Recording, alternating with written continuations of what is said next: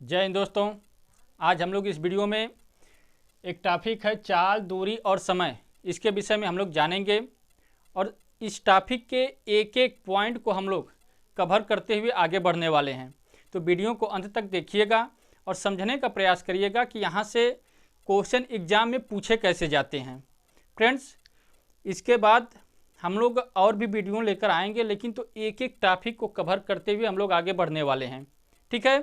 इससे पहले अगर आप लोग हमारे चैनल पर नए हैं तो चैनल को सब्सक्राइब कर लीजिए ताकि आने वाली और भी वीडियो आप लोग को मिलती रहे। तो चलिए वीडियो को शुरू करते हैं और सबसे पहले हम लोग जानते हैं चाल, दूरी और समय के कुछ बेसिक से नियमों के बारे में। 3 ठो नियम हैं, उनको समझ लीजिए। जैसे चाल, दूरी और समय। कोई वस्तु है जब एक स्थान से दूसरे स्थान पर जाएगी, मान लो ए और बी, ये 2 स्थान हैं, प्लेस हैं। ठीक है। अब कोई वस्तु यक्स मान लो, जब यक्स यहाँ से यहाँ तक जाएगी, यानी कि अपना स्थान जब परिवर्तित करेगी, तो उसमें क्या होगा कि वह कुछ न कुछ दूरी तय करेगी। यानी कि ए और बी के बीच में जो डिस्टेंस है उसी को हम लोग क्या कहते हैं, दूरी कहते हैं। ठीक। जब 2 वस्तुओं के या 2 स्थानों के जो बीच में जो दूरी होती है, डिस्टेंस होता है, उसी को हम लोग क्या कहते हैं, दूरी कहते हैं। ठीक। अब अगली चीज आ गई चाल। जब यक्स यहाँ से यहाँ तक जाएगा, यक्स ए से लेकर जब बी तक पहुँचेगा, तो वह कुछ स्पीड उसकी होगी, कुछ गति होगी। ठीक है। और उसी गति को हम लोग क्या कहते हैं, चाल कहते हैं। जब ए से बी तक कोई वस्तु जब पहुँचेगी तो वहाँ तक जाने में कोई स्पीड अपनी रखेगी, किस स्पीड से जा रही है, तो हो जाती है हमारी चाल। अगला आ जाता है समय। जब ए से बी तक जाने में दूरी कितनी है वो पता है, चाल कुछ चाल होगी उसकी, यानी स्पीड होगा। और तीसरी चीज मायने रखती है कि समय, यानी कि ए से बी तक पहुंचने में यक्स कितना समय ले रहा है, यक्स कितना समय ले रहा है, तो उसे कहते हैं समय। ठीक है। अब दूरी, चाल, समय, अब इन्हीं तीनों को मिलाकर 3 ठो सूत्र बनते हैं। पहला सूत्र बनता है चाल बराबर, जब हमको चाल पता करना है यानी स्पीड पता करना है, तो उसके लिए सूत्र है दूरी बटे समय, दूरी बटे समय। यानी कि यहाँ से यहाँ तक जो भी दूरी रहेगी और कितना समय लग रहा है, कितना समय लग रहा है, जब उसका आपस में हम डिवाइड करेंगे तो हमको चाल यानी स्पीड पता चल जाती है। दूसरा सूत्र बनेगा समय, कितना समय लग रहा है, जब समय पता करना होगा तो उसके लिए क्या करेंगे, उसके लिए एक सूत्र होता है दूरी बटे चाल, दूरी बटे चाल। जब समय पता करना होगा 2 स्थानों के बीच में कि यक्स वस्तु यहाँ से यहाँ तक जाने में कितना समय ले रही है, तो उसके लिए एक फार्मूला लगाएंगे, समय इज इक्वल टू दूरी बटे चाल। उसमें क्या होगा कि जो दूरी है उसमें चाल से किस स्पीड से वो दूरी तय की गई है, जब उसमें आपस में डिवाइड कर देंगे तो हमको समय पता चल जाएगा। और तीसरी चीज है, चाल हो गई, समय हो गई और दूरी। जब दूरी पता करना होगा तो क्या करेंगे, तो उसके लिए चाल गुणे समय मल्टीप्लाई कर देंगे। यानी कि यहाँ से यहाँ तक पहुँचने में यहाँ से यहाँ तक की दूरी कितनी है, ए और बी के बीच की दूरी कितनी है, जब वह पता करना होगा तो चाल यानी कि हमारी स्पीड जो होगी, और उस स्पीड से हम यहाँ से यहाँ तक कितने समय में पहुँचे, जब दोनों को आपस में मल्टीप्लाई कर देंगे तो हमारी दूरी पता चल जाएगी। ठीक है। 3 फार्मूले हैं, चाल बराबर दूरी बटे समय, समय बराबर दूरी बटे चाल और दूरी बराबर चाल गुणे समय। ठीक है। इन्हीं फार्मूलों को हम लोग ध्यान में रखते हुए आगे के जो भी पॉइंट आएंगे उनको हल करेंगे। चलिए तो हम क्वेश्चन लेते हैं, उसके बाद आगे बढ़ते हैं। देखिए एक क्वेश्चन दे रखा है कि रमेश 30 किलोमीटर प्रति घंटा से स्कूल जाता है। रमेश की चाल जो है वह 30 किलोमीटर प्रति घंटा से स्पीड से वह स्कूल जाता है तथा 60 किलोमीटर प्रति घंटा की चाल से वह वापस आ जाता है, स्कूल से वापस आ जाता है। तो कुल यात्रा में उसकी औसत चाल क्या थी, पूछ रहा है कि रमेश 30 किलोमीटर प्रति घंटा की चाल से वह घर से स्कूल के लिए जाता है, फिर स्कूल से वापस वह 60 किलोमीटर प्रति घंटा की चाल से आ जाता है। तो इन दोनों यात्रा में उसे यानी आने और जाने में उसकी औसत चाल पूछी जा रही है। तो औसत चाल के लिए एक सूत्र होता है, औसत चाल बराबर 2xy बटे x प्लस वाई। अब इसमें x और y क्या है ये जरा समझ लीजिए। x और y ये जो दो ठो चाल हैं, स्पीड जो है एक 30 किलोमीटर और एक 60 किलोमीटर है। तो 30 जो है x को दिखा रहा है और 60 जो है y को दिखा रहा है, या यूं कह लीजिए कि x 60 को दिखा रहा है, y 30 को दिखा रहा है, जैसे भी समझ लीजिए। तो दो स्पीड हैं, उन्हीं को हम x y से दर्शा रहे हैं। अब चलिए आगे इसको हल कर लेते हैं। तो 2x के स्थान पर हम लोग रख लेते हैं 30 और y के स्थान पर 60 को, बटे 30 प्लस 60 हो गया, ये किलोमीटर प्रति घंटा होगा। ठीक है, किलोमीटर प्रति घंटा। अब हल कर लीजिए इसको, क्या हो जाएगा, 2 का 30 से गुणा करेंगे तो 30 दूना 60 हो जाएगा, और 60 का 60 से गुणा करेंगे तो 6 6 के 36 और 2 0, 3600, और 30 और 60 को जब ऐड कर देंगे तो ये हो जाएगा 90। ठीक है, अब देखिए 0 0 को हम कैंसिल कर देते हैं, 9 चौक को 36 4 बार में, और 0 यहाँ से बच गया। ठीक है, कितना आ गया, 40 किलोमीटर प्रति घंटा। उसकी औसत चाल निकल के आ गई 40 किलोमीटर प्रति घंटा। ऑप्शन में देख लीजिए, ऑप्शन सी 40 किलोमीटर प्रति घंटा। देखें एकदम आसानी से सिंपल एकदम लग गया। ठीक है, अब चलिए एक अगला सूत्र क्वेश्चन लेते हैं। चलिए हमारे सामने एक क्वेश्चन आया है। क्वेश्चन, यदि कोई साइकिल सवार तीन असमान चाल यानी कि 10 किलोमीटर, 15 किलोमीटर और 12 किलोमीटर से 3 दूरियां तय करता है। कोई साइकिल सवार है, साइकिल से जा रहा है, वह 3 दूरी तय करता है। पहली दूरी वह 10 किलोमीटर प्रति घंटा की स्पीड से, दूसरी 15 किलोमीटर के रफ्तार से, और तीसरी 12 किलोमीटर के रफ्तार से चलता है। ठीक है, आगे करा है कि तो कुल दूरी के लिए उसकी औसत चाल क्या होगी, वह तीनों दूरियों के लिए उसकी औसत चाल क्या होगी यह बताना है। तो इससे पहले वाला जो क्वेश्चन था उसमें सिर्फ 2 दूरियां थी, यहाँ पे आ गया बढ़कर एक और दूरी यानी 3 दूरी हो गया। तो घबराने की कोई बात नहीं है, आसानी से हल होगा क्वेश्चन। तो इसके लिए सूत्र होगा औसत चाल बराबर, औसत चाल 3 दूरियां हैं तो 3x y और z बटे x y plus y z plus x z। बस इसी फार्मूले पर लगा दीजिए, क्वेश्चन आसानी से आंसर आ जाएगा। अब क्या है, x पहले दूरी को दिखाएगा, y दूसरी चाल को, और z जो है तीसरी चाल को इंडिकेट दिखा रहा है। अब इन्हीं तीनों को हम मानकर x को हम 10 मान लेते हैं, y को 15 और z को 12 मान लेते हैं। ठीक है, अब रख देते हैं मान इसमें।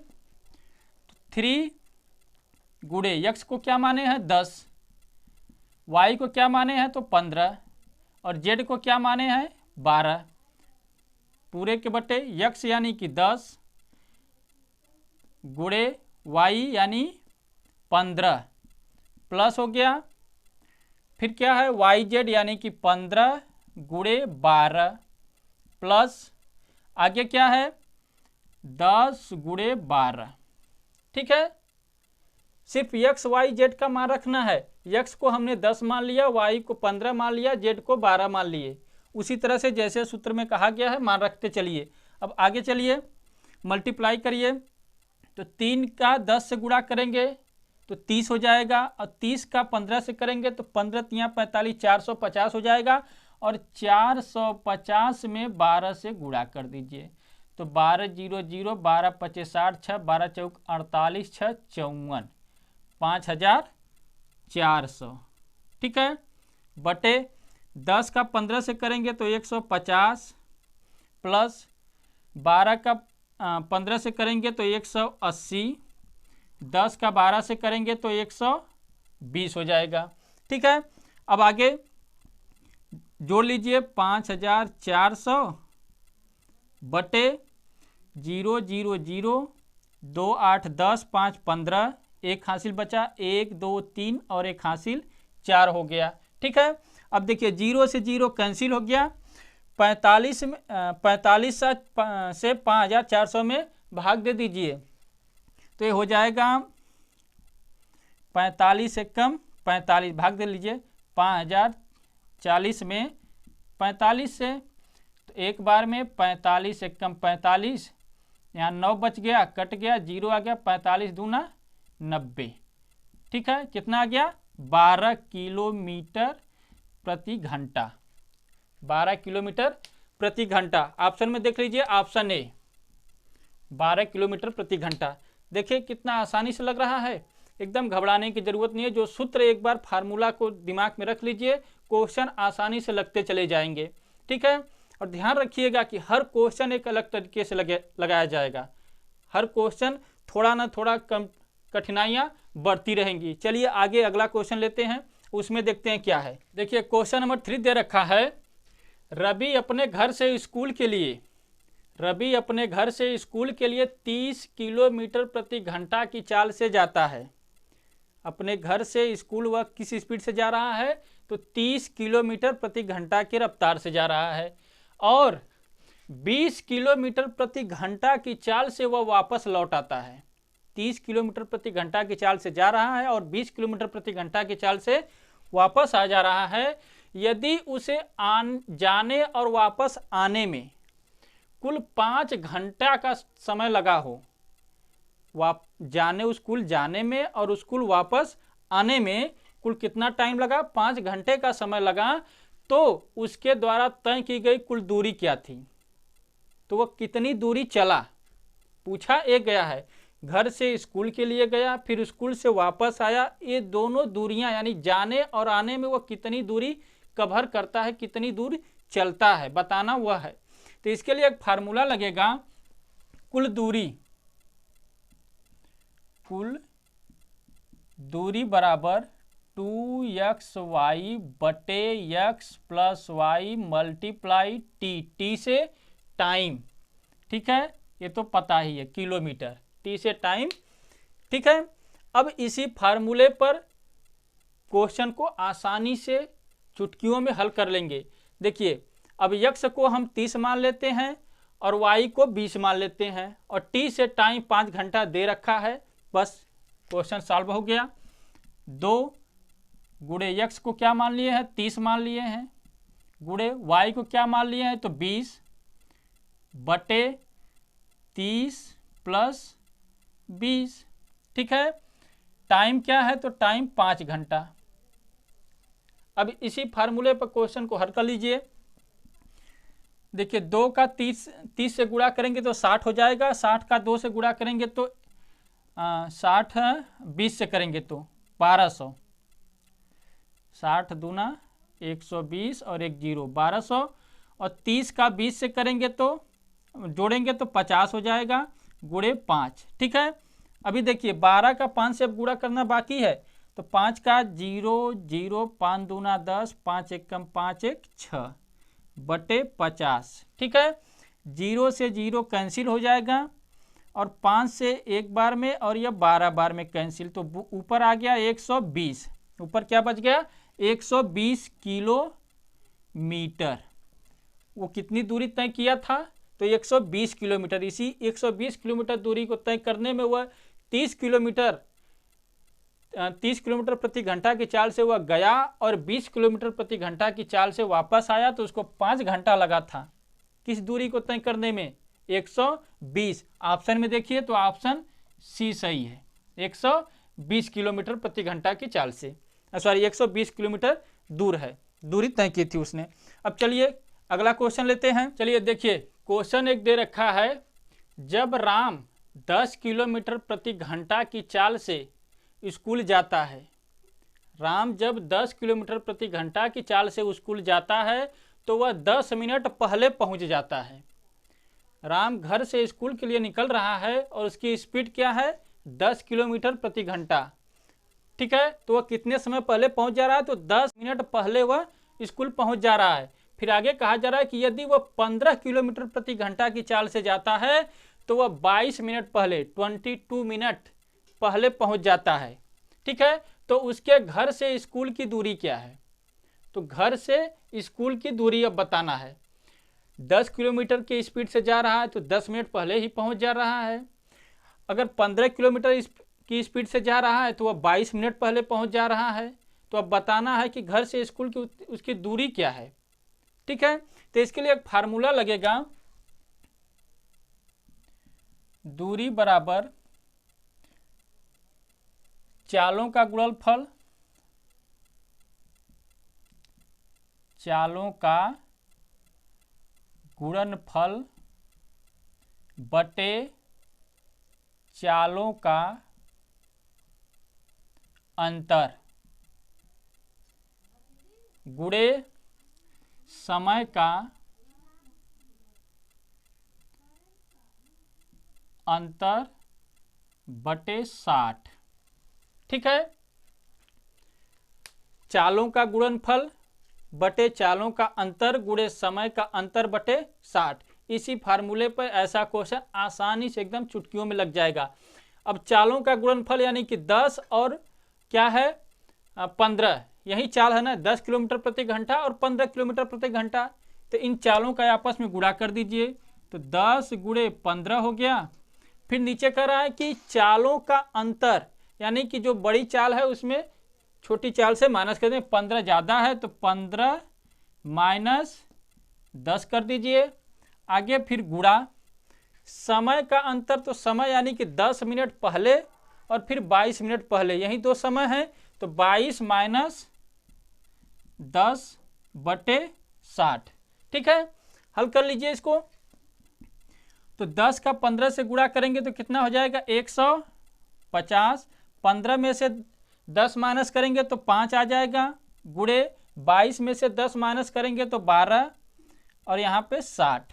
ठीक है, अब हल करिए।